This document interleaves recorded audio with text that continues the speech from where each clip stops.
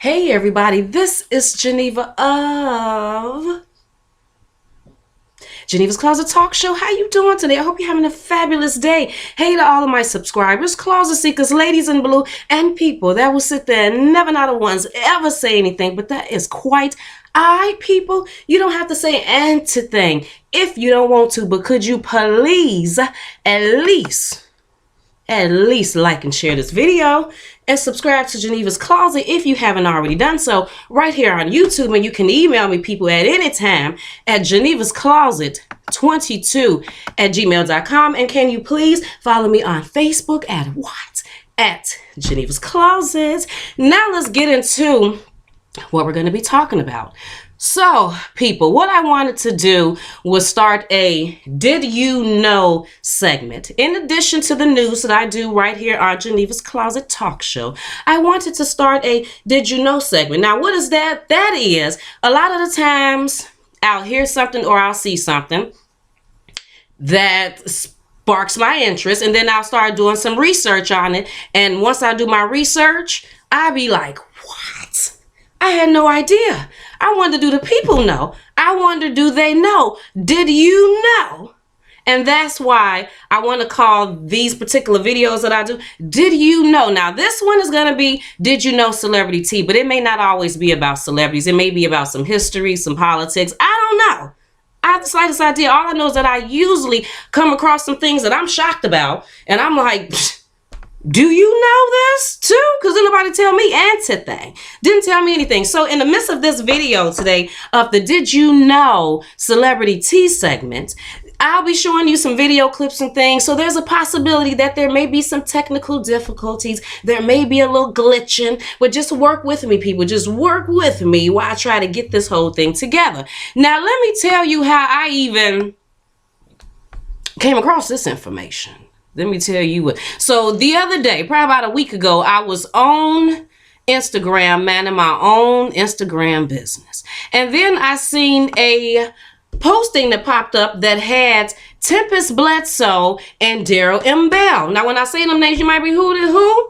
Who you talking about? Tempest Bledsoe is the girl who played as Vanessa on The Cosby Show. You know, Bill Cosby's The Cosby Show. And Darryl Bell is the guy who played as Ron Johnson. That played as Ron Johnson on A Different World. Now, the article has said, you know, basically congratulations because they done been married for 26 years. And I was like, no, they haven't.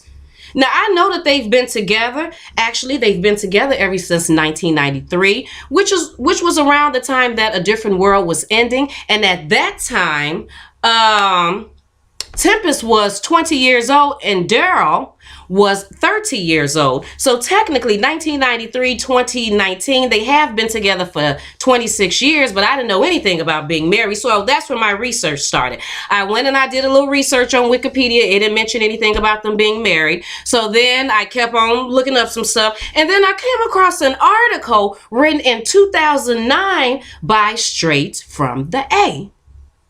So in this article, 2009, I guess rumors were circulating that Darryl and Tempest were married. So Darryl went on V103 radio, according to the article, to let it be known that not only were they not married, but if it's not broke, then don't fix it. And in the article, he also mentioned that he wanted to be the Stedman to her Oprah. And I was like, huh?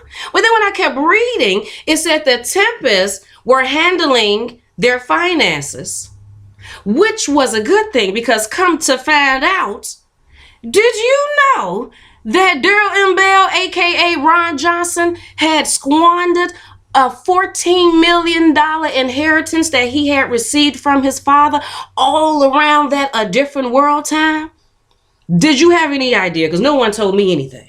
I didn't know. Like I said, I knew that they were together. I don't know if you knew that, but I didn't know anything about a $14 million inheritance, which then kicked off my research. So before we get into this whole inheritance thing, let me give you a little background stuff on Mr.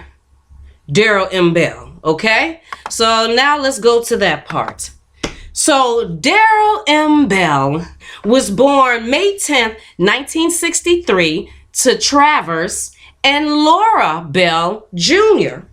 He was born and raised in Chicago, Illinois. Now, his father, Travers Bell Jr., was the founder and owner of the only, so this is not only celebrity tea, this is also some black history for you people. This is some black history for you. He was the founder and owner of the only black-owned member firm of the New York Stock Exchange. And Laura Bell, his mother, was the director of employee relations at WGN TV. It says that Darryl's parents divorced when he was 16 years old, and at that time, his sister Rhonda was sent to a boarding school in Boston. So he has a sister Rhonda. And then it says Darryl's own education was at Dale Barton, an all-boys Catholic preparatory boarding school in New Jersey that he said was run by monks. So the atmosphere was completely different than, you know, what was portrayed to us at Hillman College. So he had a totally different experience. So in this particular article that was written, the article that I am reading now was written January 29th, 1989, which was actually a year and 2 days after his father had passed away. But let me keep reading. So this is what he says in the article. As I look back, there were some very hard times for me, being one out of 4 black students out of 400 students at Dale Barton. He said that he was a talkative student, but never the class clown. So I guess which is different than what we seen at, you know, him playing Ron Johnson. And then he said that when he was a freshman, he was about 5'1", and, you know, some prejudice things going on there at the school. So then he goes on to say, I'm trying to remember this off the top of the dome because I've read it so many times. Then he goes on to say that sometimes that he had never considered acting or comedy as a profession growing up in Chicago. I'm assuming not. With his father being the founder and owner of the only black-owned member firm of the New York Stock Exchange and his mother working at WGN TV, I'm pretty sure he had business on his mind. But he said it was sometime, you know, in the late 80s, he had went to New York and he had just came back from seeing She's Gotta Have It, and Spike Lee was there signing autographs, and Darryl said that he went up to Spike Lee and was basically like, hey, if you want me to buy one of your $10 She Gotta Have It t-shirts, then you gotta put me in one of your next movies coming up. So he said him and Spike Lee, they was talking whatever. Spike gave him his address and told him to send him some pictures. He said next thing he know, he was on School Days. And when was that? That was in 1988, was his big break playing Big Brother X-Ray on the movie School Days, in the movie School Days. So, and he said that opportunity is where he actually met Kadeem Hardison, the one who played Dwayne Wayne on A Different World, which was his good friend. Okay, he said, so that's how come when you see them on A Different World, they seem so close, because they had already built a great relationship on School Days, which he said is also where he met Jasmine Guy, who played as Whitley, because we all know that Whitley too played on School Days. Don't we love that movie? Oh, that's one of the black people's all-time whatever movie. So basically that is a little background on Mr. Darryl. But now let's get into his father. Okay, there was father right there. So basically, let me find this article. Let me find this article. So basically, Travers J. Bell Jr. Travers J. Bell Jr. was born and raised in Chicago, Illinois, in the Ida B. Wells public housing project on the south side of Chicago. He set a goal of owning an investment bank, and basically he made it happen. It says that Travers Bell began his career as a messenger in the Chicago office of the investment bank Dempsey Teigler and Company, primarily because his father had worked at the bank in operations for 15 years. Due to the mentorship of the investment bank's owner, Dempsey Teigler, and Mr. Bell, unrelenting sterling work ethic, he was later appointed operations manager of a 15-member office firm, Strauss, Blosser, and McDowell, which Dempsey Tegler acquired. Basically, in so many words. In 1970, Mr. Bell, at the age of 30, formed Daniels and Bell, Inc., a securities firm on Wall Street with co-founder Willie E. Daniels, who was age 33 at the time. Mr. Daniels later left the company to go start his own restaurant business. But now let's get into the real. By 1971, Travis Bell Jr. had became the first owner and founder of a black-owned member firm of the New York Stock Exchange. With only $175,000 in capital, he had developed Daniels and Bell, Inc., a securities firm on Wall Street, which by the time of his untimely death in 1988, he died of a heart attack. So Travis Bell Jr.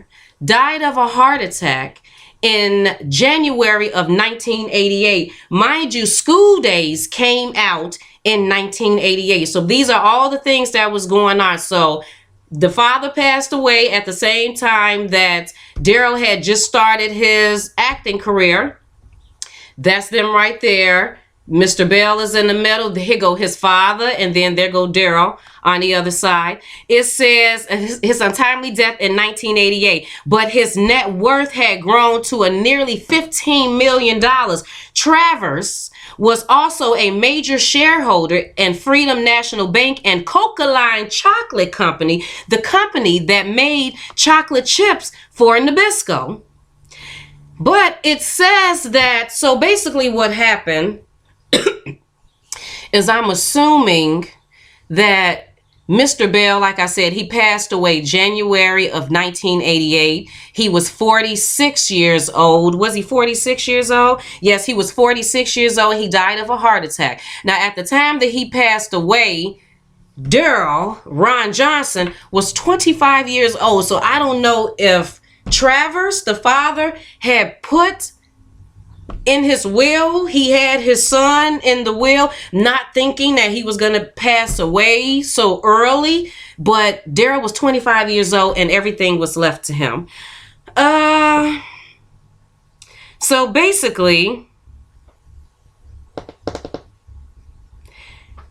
he left everything to him. Okay. And it says, as Darryl, It's a Different World stint was coming to an end in 1993. He was embarking on a new dynamic in his life, a 6-month court battle after Darryl's beloved father Travers passed away at the age of 46 from a heart attack. He left his multi-million-dollar business to Darryl. However, after Darryl ended up losing most of his father's $14.9 million due to inexperience, his dad's widow and 2 of Darryl's aunts, Travers' sisters, took him to court.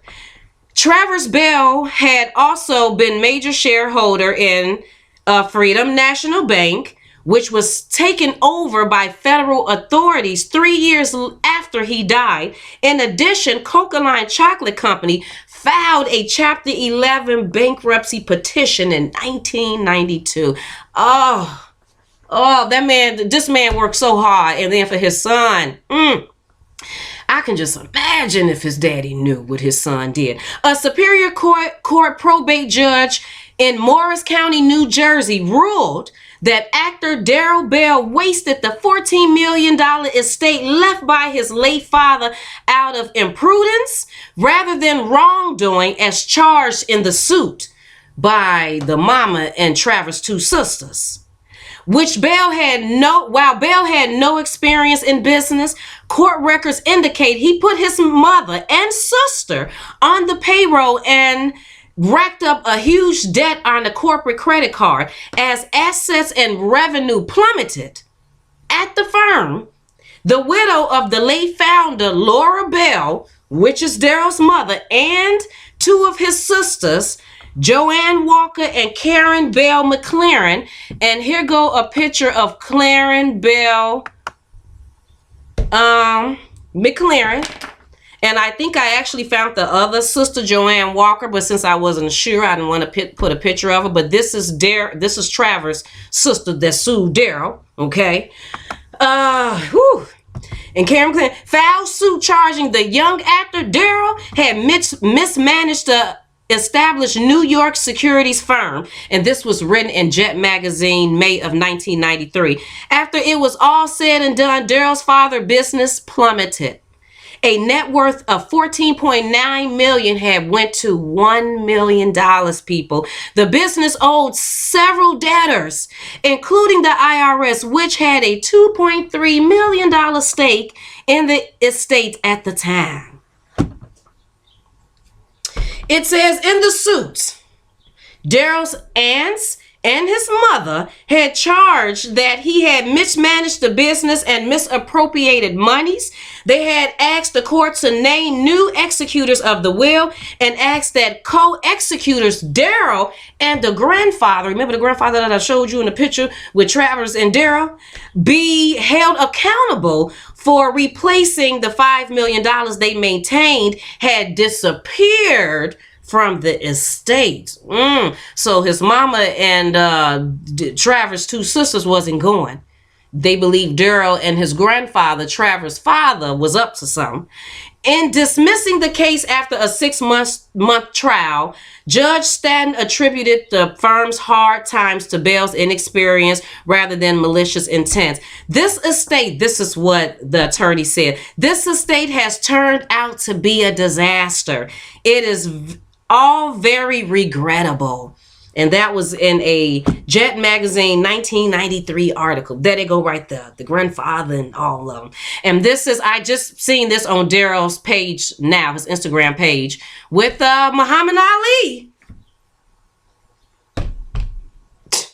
So that's basically what's going on. Now, when I had heard this story, which I had no idea, did you know? Had you any idea that these things were going on? Did you know? Did you even know that his father was the first black person to own his own firm? Did anyone know that? Because I had no idea.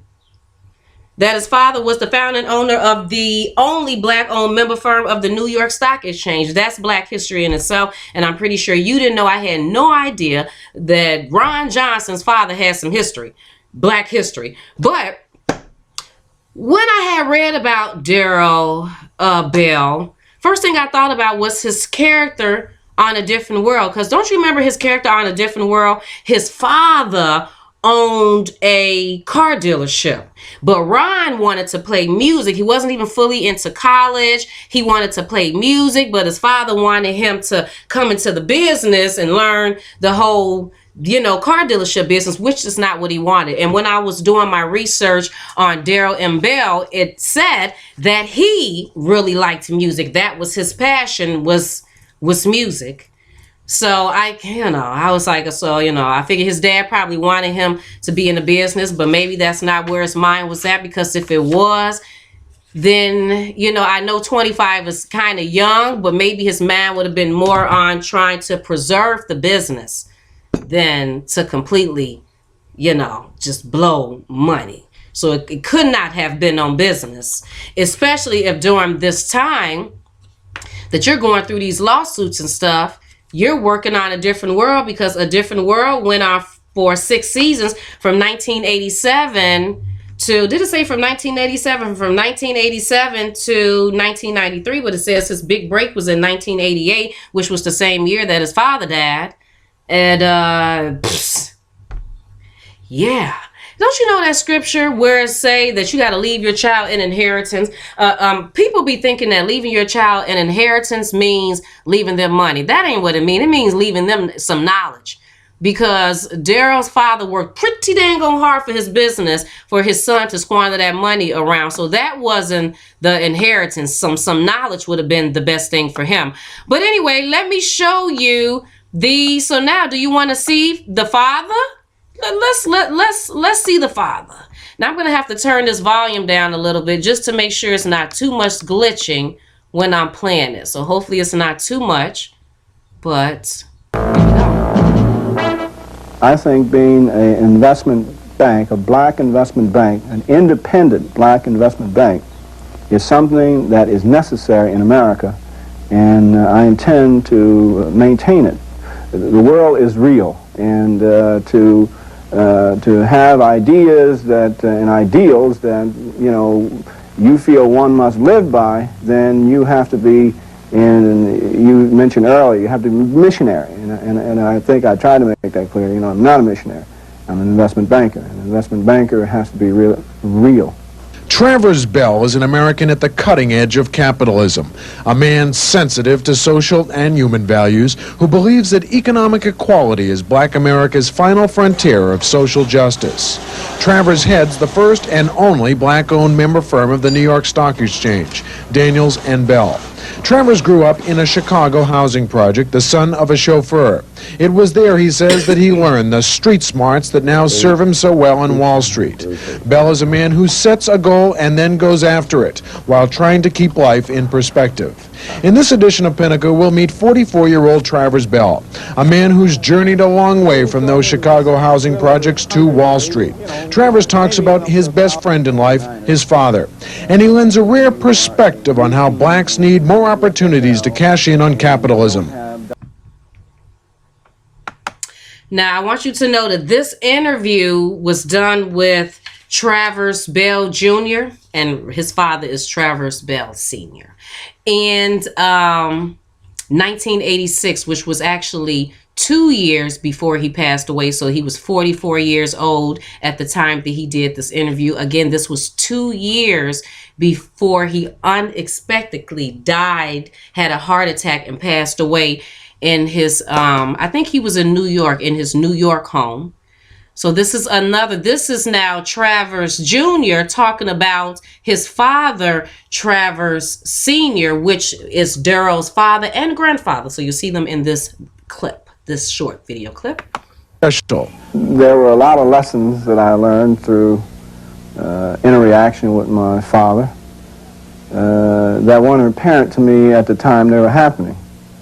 And at the time that they were happening, he was sort of non-flexible. But more importantly, as opposed to others that I knew who were in a similar environment that I was always able to lean on something that my father told me, or that he said I should be careful of, and some of the rules and regulations that he laid down have had really not only application of that particular time, but as life has rolled on for me, they still work, and they still do. I mean, he's a sage old fella. He can come up with some most amazing things you ever heard in your life that he does, that other people do. I don't know. He's one and only that can do it. That's the way it works. He just got it in him. Were you a sassy kid? I don't think I was sassy, but I've always been pretty sure of myself. But sassy is not the word. I was a kid that was raised always, and still do. In fact, most people even comment about it. Everybody is yes ma'am and no sir to me, and my father simply wouldn't allow us to address anybody in any other way. Now, this was a long interview, so what I tried to do was take little clips and stick them in there, the most important things that I thought, because like I said, did you know, have you ever seen the father before? Did you hear these things? Did you know about this part of history and him in the New York Stock Exchange? So here go a little bit more history on Mr. Travers J. Bell Jr. Learning how to jump a fence without stopping. Being able to move fast on the run, playing marbles. I was a good marbles champion. And I remember, I think that's one of the experiences that helps me today. I can recall, I was a pretty good marble shooter, and in fact I won a couple of neighborhood trophies for being a good marble shooter, but I can recall the big kids coming around and they would shoot for a while, and if you beat them, then there was a word we would call scramble. And the scramble meant that the big kid just took all the marbles. There was no more marble game. And that's a good lesson to take from time to time, is that you don't always play by a rule sometimes if you want all the marbles. As a young man, Bell's father introduced him to the securities business in Chicago along LaSalle Street. His first job was as a messenger. Travers says from day one he was sold. They gave me this briefcase. I took this was a group of very haggard and raggedy papers to this brokerage firm. I gave it to this guy, and he gave me a certified check for $175,000. And I said, my, they're paying cash for paper around here, and I'm interested in this. And that was it. That turned the cylinder right there. And to structure a position in the American economy, one has to have a understanding of the market systems and be able to participate in those market systems. pretty proud? Oh, absolutely, absolutely. I mean, we've done things and are doing things that no one ever thought of before, and I'm sure no one thought possible that could be done by a brokerage firm, a black brokerage firm, standing on their own. That there wasn't this organization or that organization. We do the same things everybody else do. One of the things you wanted to do was expose more black people to capitalism. Mission accomplished? Well, mission continuing to be accomplished, absolutely. I mean, the first of what we've done just are so numerous. We've done about everything that you can think of. I think that we have done a good job, but mission's certainly not accomplished. Mission is a long way from being accomplished. And this one is him talking about, he mentions his children. He doesn't mention their names, but he mentions his children and his money. When you think about your upbringing, what the kids back at the project would really think, they've never heard of an investment banker, I know. Mm-hmm. But what's important is that you're making some money. What's the best part of life right now for you in terms of what that money can buy? What's the best part? Well, my kids' education. That is, sort of pride to me. You've got 2 children, boy and a girl. Yes. And I can tell you they're both terribly independent, and but I would say on basis of times when they've made decisions that I haven't agreed with, doesn't bother me. But I think that they have, the result of it is the effort and time and love that I have put into it and still maintain of it. It developed very nicely. So your kids know that you love them? Oh yeah, no question about that. I have a banner over my desk upstairs in my room, which is from my daughter, and it says, everybody has a father, but only a few people have a daddy, and love Rhonda. So I think that says it.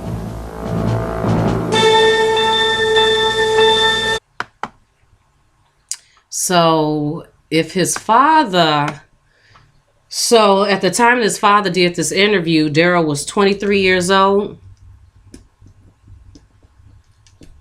And one of the video clips I didn't even play for you, where it said how long the father said he was working 15, 17 hours trying to make sure that he got his craft and stuff together to make sure that he know every ins and outs of the business, just so you could pass away, get handed down to your son, and your son completely squander it. I tried to find pictures of his sister Rhonda, and because I found some articles on the sister when she got married back in the 80s. So I found who her husband and stuff is. Matter of fact, I even found the nieces and the nephews. The nieces and nephews did not have not a damn picture up of their mama, but I definitely found Darryl's nieces and nephews. I found a family photo of them. I was trying to find the mother to see if I can find any pictures of her, or based on my research, find other family members and see did they have a picture. I think I found some things, but since I couldn't confirm it, I didn't want to throw anybody's pictures up here and say that they somebody that they're not. But basically what I'm trying to say to you people, what I'm asking you is, did you know? Did you have any idea? How would you feel if you had sat there and worked that hard and then passed some stuff on to your kids that you would hope that your kids would know how to maintain and take care of? You would hope that they would at least try, and then find out that they done messed up all of your stuff? To the point that to this day, Tempest is like, no, because she was with him in 93 Because in 93, he was 30, she was 20. This is the time he was going through the lawsuits and stuff. So she was with him at that time. I think after she seen that, she was like, I don't know. I think I'm going to handle the finances. You know. Because it said that Tempest, in straight from the A, that article written in 2009, it said that Tempest was the breadwinner. That she was breadwinning stuff. And something about they had been in a reality something back in 2009. I don't know. Whatever it was, I had seen it. I just wanted to show you this. Did you know, people? I hope you enjoyed this edition of Did You Know? Celebrity Tea about who? Ron Johnson, a.k.a. Darryl Michael Bell, a.k.a. Ron Johnson. And just to let you know that Tempest Bledsoe, like I said, she was also born and raised in Chicago, Illinois. And right now, her birthday is August 4th, 1973. She is currently 45 years old. So that means that Darryl is 56 years old. So she's going on... she's 55, right? Because how many years did I say they apart? Oh, they 10 years apart. So she's 45 and he is, right, because she's going on 46 years old. And he's 56. Dang, he 56? I didn't even realize he was 56. But anyway, people, there is a book out. It's called In the Black. And it talks about Travers M. Bell and him being the owner and founder of his own firm, the only black-owned firm on the New York Stock Exchange, and it's called In the Black Enterprise. Now, I seen that it said that it's on Amazon. What is it called? In the Black, A History of African Americans on Wall Street, $16.99 to say only one left. But you may be able to find a book somewhere else, but I just put it up there. It's part of your history. You may want to know. My plan is to leave the link to the actual video to Travers J. Bell's video, his interview that I actually found on where? On YouTube. Please make sure you like and share this video, people, and subscribe to Geneva's Closet if you haven't already done so right here on YouTube. Make sure you do that and stuffers. And yeah, please leave your comments and tell me what you think about this. Did you already know? Did you know that Tempest and Darryl were dating? Did you even know that? Or you had no idea? Did you think that they was married? No, they ain't married. Darryl said, if it's not broke, then why fix it?